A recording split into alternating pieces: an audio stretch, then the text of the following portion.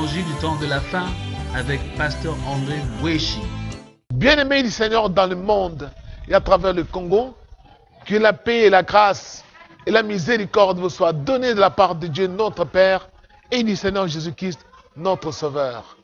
Le Seigneur Jésus-Christ dont je suis serviteur m'a confié un message sur le jour de la vengeance.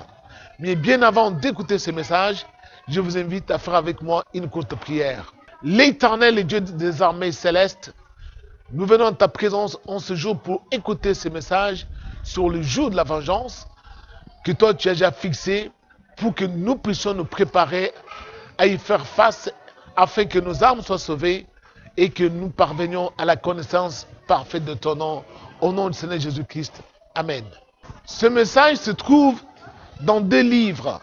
Le premier, c'est le livre d'Ésaïe au chapitre 103, du verset 1 au verset 4.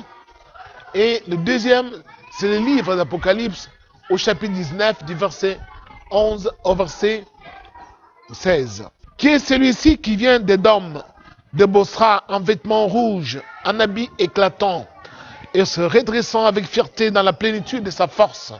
C'est moi qui ai promis le salut, qui ai le pouvoir de délivrer. Pourquoi tes habits sont-ils rouges et tes vêtements comme les vêtements de celui qui foule dans la cuve?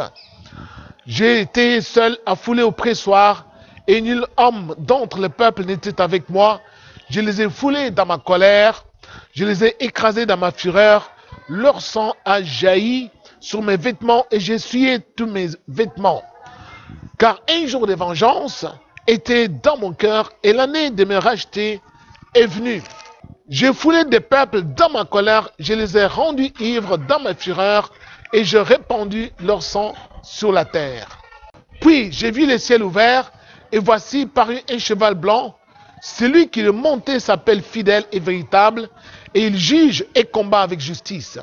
Ses yeux étaient comme une flamme de feu, sous sa tête étaient plusieurs diadèmes.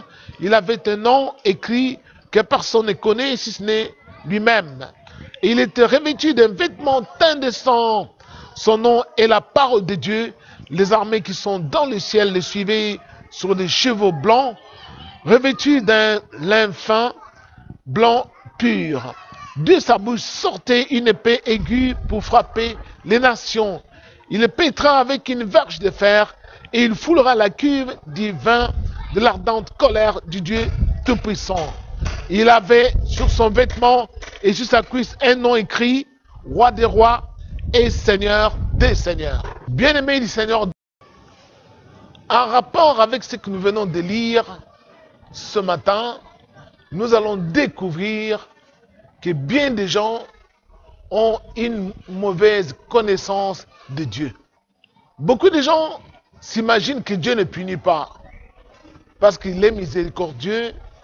Dieu ne châtie pas, Dieu ne peut pas tuer l'homme qu'il a créé, ou Dieu ne tue pas. Il n'y a que le diable qui tue, alors Dieu ne peut pas tuer l'homme qu'il a créé parce qu'il l'aime tellement.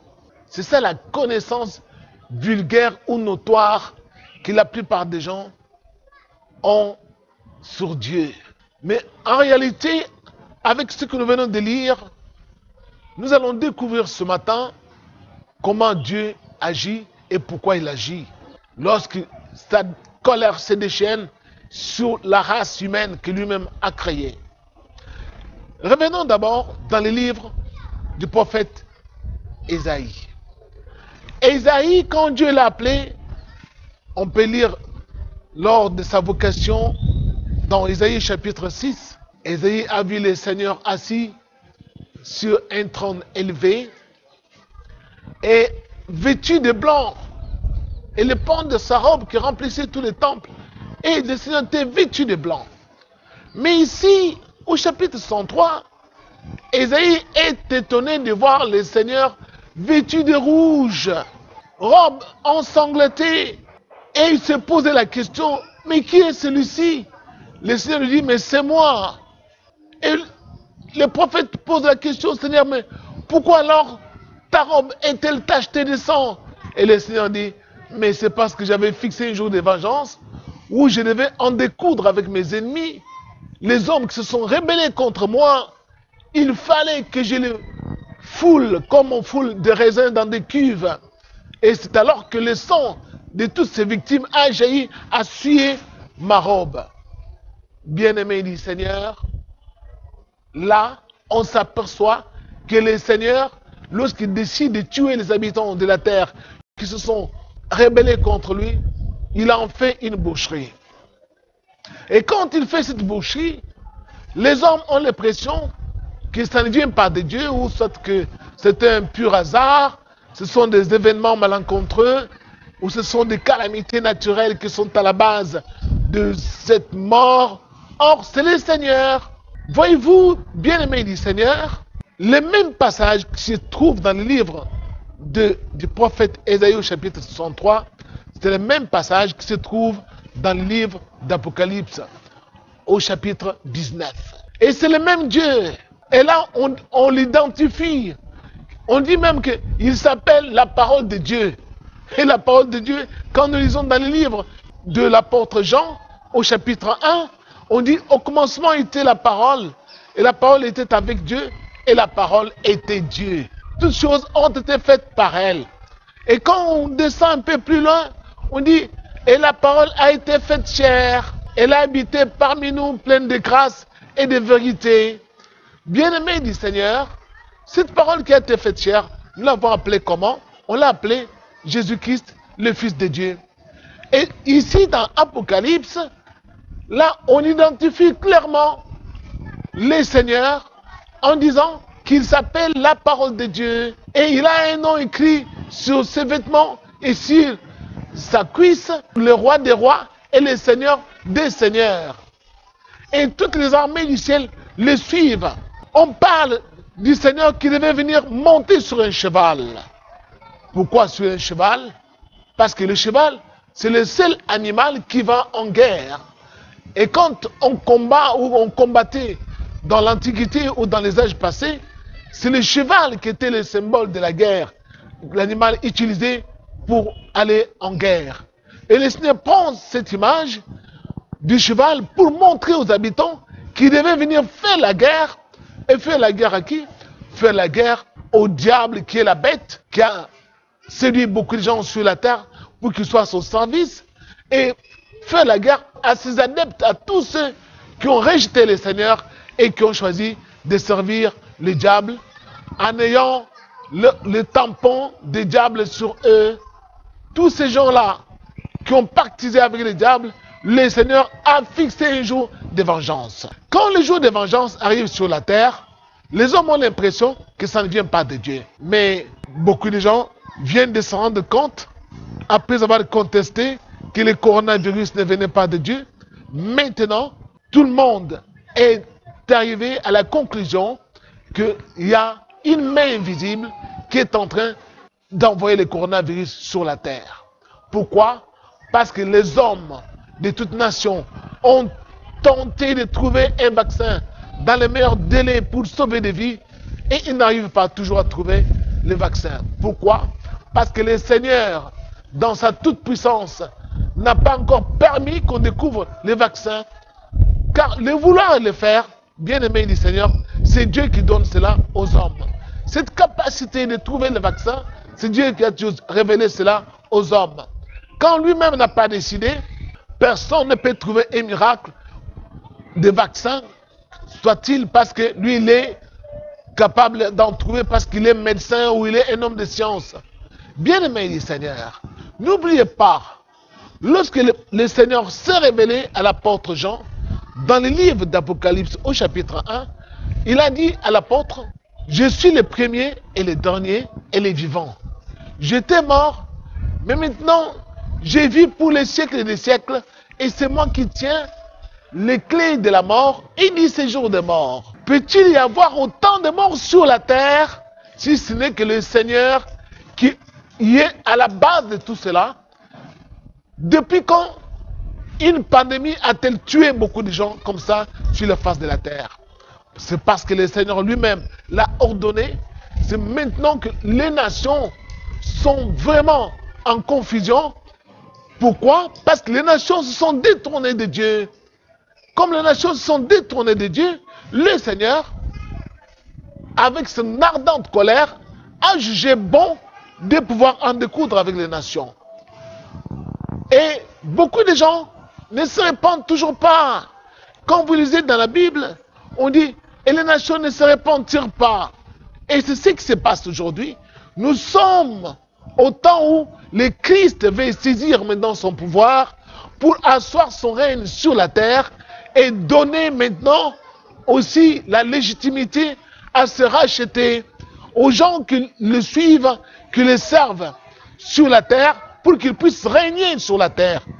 N'oubliez pas que le diable, que la plupart des gens ont suivi ou sont en train de suivre, sera ligoté, enchaîné dans peu de temps et que son règne est en train de toucher à la fin. C'est pour cela le Seigneur envoie ce message pour que les habitants du monde sachent que le règne de Christ est à la porte. Le règne de Christ est en train de venir. Il est en train d'écraser tous ses ennemis. C'est pourquoi il y a cette pandémie qui est en train de troubler les nations. Toutes les nations sont en débandade. Personne n'arrive à contenir le coronavirus. Il y a des morts à tous les échelons. Et les morts continuent par milliers. Et il va y en avoir des millions de morts. C'est pas encore fini. Pourquoi Dieu laisse-t-il faire cela? Parce que c'est son jour de vengeance. Le Seigneur va continuer. Personne ne pourra être épargné si on ne s'adonne pas à la parole de Dieu. Parce que pour être ménagé de cette ardente colère de Dieu, bien-aimés du Seigneur, ne vous y trompez pas. Vous devez vous accrocher à la parole de Dieu. Et qui dit la parole de Dieu, dit Dieu. Et Dieu est qui? Dieu est quoi? Dieu est amour. Quand on dit qu'on aime la parole de Dieu, mais on n'a pas l'amour du prochain, on est sans Dieu. Parce que la Bible nous enseigne que toute la loi, toute la parole est contenue dans cette seule parole qui consiste à savoir aimer son prochain comme soi-même. Or, nous, les habitants de ce monde, nous n'aimons pas les autres. Nous avons des distinctions en fonction de nos races. Nous n'aimons pas les autres races, ou soit qu'on méprise, on pense que telle race n'est pas en mesure d'être l'équivalente de la nôtre. On méprise certaines races, on méprise certaines tribus, on méprise certaines ethnies, on méprise certaines langues des hommes. Bien-aimés, ne vous y trompez pas. Il est grand temps que le monde se réveille, les habitants du monde se réveillent, et que nous sachions que le Seigneur, c'est lui qui est en train de décimer les habitants du monde. Et ce n'est pas encore fini. Son ardente colère continue. Souvenez-vous de ce qui s'est passé en Asie avec les tsunamis. Combien il y a eu de morts. Ça, ce n'était encore rien. Mais avec le corona, c'est encore plus. Et de plus en plus, le Seigneur se déchaîne pour montrer sa colère ardente aux hommes qu'il a créés sous la terre, pour les pousser à revenir à lui. Parce que regardez le corona par exemple, beaucoup de gens qui avaient l'habitude de s'amouracher en public, sans vergogne, sans pudeur, aujourd'hui on se tient en distance, on se respecte en gardant la distance. Pourquoi? Tout simplement parce que le Seigneur l'a voulu ainsi. Les stades qui étaient peuplés, les gens criaient et à l'emporte-pièce pour pouvoir jubiler devant un ballon rond qui était devenu leur Dieu. Le Seigneur a dépeuplé les stades. Le Seigneur a dépeuplé les arènes des jeux. Pourquoi? Parce qu'il est le seul Dieu, le seul Créateur. Il veut que toute gloire lui soit accordée. En cette fin de siècle, c'est le règne de Christ qui va commencer sur la terre. Et les rachetés du Seigneur sont ceux qui vont avoir un mot à dire dans les années à venir. Et sont ceux qui vont gouverner la terre, qui vont diriger les nations. Pourquoi? Parce que tout simplement, le Seigneur a décidé ici, il veut que les hommes qu'il a créés sur la terre lui obéissent, le servent, lui le seul Dieu, au lieu de servir des créatures qui ne peuvent pas sauver et qui ne peuvent pas nous donner la vie. Bien-aimés du Seigneur, en bon entendeur, salut, il est grand temps que chacun d'entre nous puisse se souvenir que le Seigneur est en colère. Et c'est la colère de Dieu qui perdure jusqu'à présent. Et si on ne s'y prend pas garde, si on n'obéit pas à sa parole, alors on fera partie des victimes. Il est encore grand temps pour que nous puissions revenir au Seigneur. Souvenez-vous, le Seigneur tue beaucoup plus que les bombes atomiques. Que Dieu vous bénisse. Merci et à la fois prochaine.